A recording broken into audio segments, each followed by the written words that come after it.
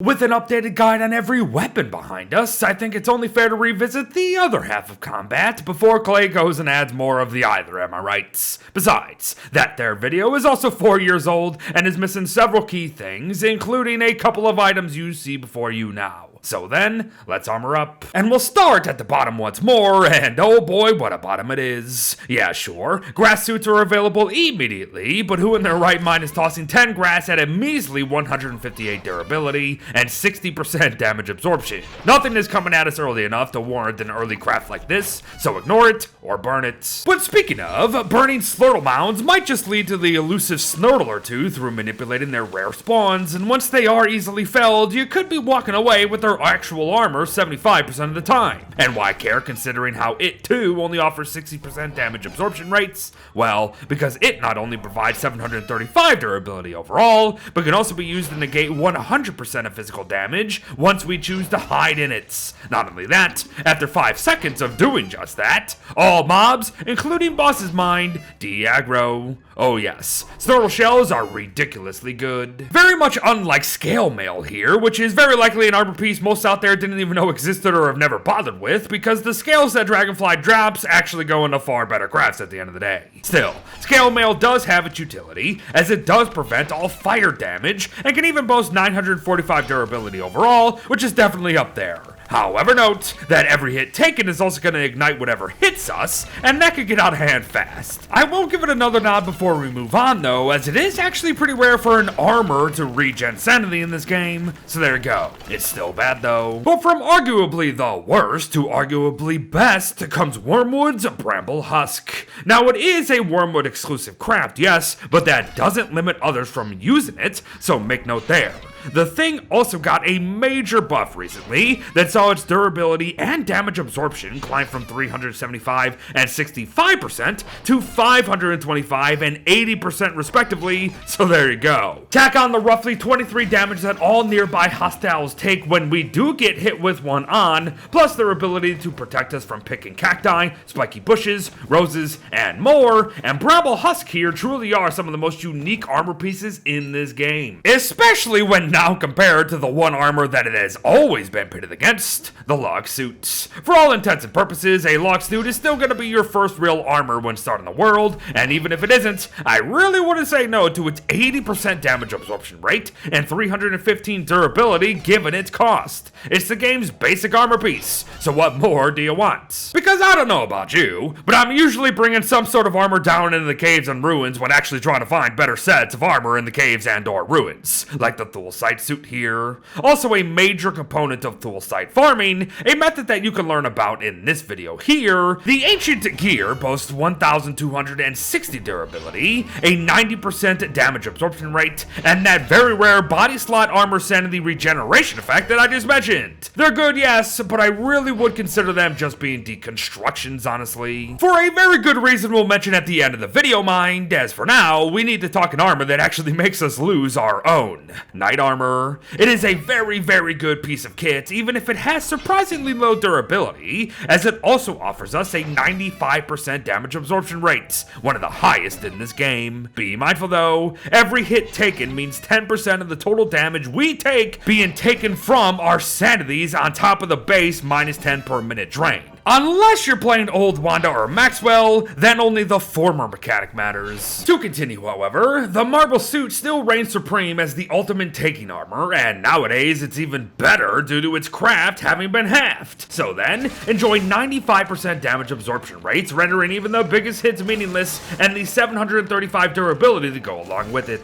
And yeah, sure, it still slows us down quite a bit as you can see, but it's a tanking armor for Pete's sake. So tank with it, you numpties. Or you know, just negate all incoming damage from every hit every 5 seconds for the rest of time with the Ancient Fuel Weaver's Bone Armor here. It's your choice, and no, not kidding. Bone Armor fully blocks all incoming damage every 5 seconds, even though the thing doesn't even have any durability or damage absorption itself. But those are two things that you yourself will have to remain aware of, mind. I recommend wearing head armor in addition to it, and keeping the nightmare fuel needed to refuel it quite handy. And yes, Bone Armor is now able to be deconstructed after a recent update, however I would strongly advise against it. But oh yeah, that reminds me, Head armor is a thing. They're also my personal favorite pieces of gear at the end of the day.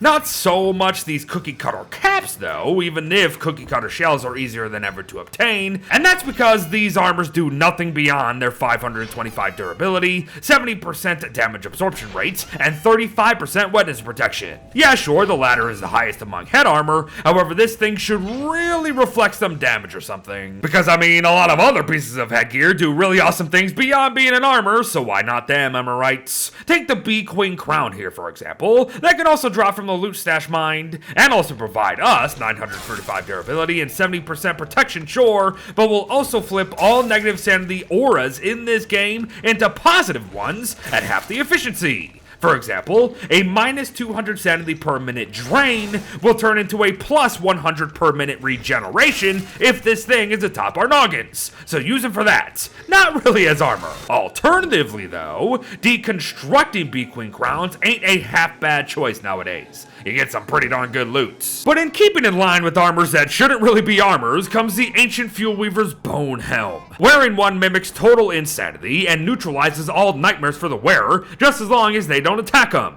Meaning yes, you could and probably should farm nightmare fuel in this way when you get the chance. Then again, combating enlightenment sounds like an even better option, especially during the Celestial Champion fight, but you do you with the 70% protection, 935 durability, and its potential deconstruction. However, once more though, I would not do the latter. Oh, one thing to note though, if you take this off when you have nightmares around you, they are going to remain hostile, so that's not great. But moving on to the classic football helm here, which is shockingly cheap for its 80% damage absorption rate, 20% wetness resistance, and 315 durability, so I really recommend never leaving base without one, or heck, never taking one off in the first place. Beekeeper hats make the list, believe it or not. However, note that all of these stats only apply to bees at the end of the day, but this does include Bee Queen and her grumbles, so there you go. Wickford's exclusive battle helms aren't so exclusive once she herself crafts a couple, so enjoy 525 durability, 80% damage absorption, and 20% wetness resistance per. The Terraria crossover brought us 2 armors actually, so we'll have to summon and kill both the Eye and Twins of Terror for both the Eye Mask and its football helm-esque stats, plus the added ability to repair it through food, as well as the Shield of Terror here, that also just so happens to be a weapon as you can see. And yes, it too can be quote-unquote refueled via foodies. Both are great, however our last 2 headpieces take the cake I feel.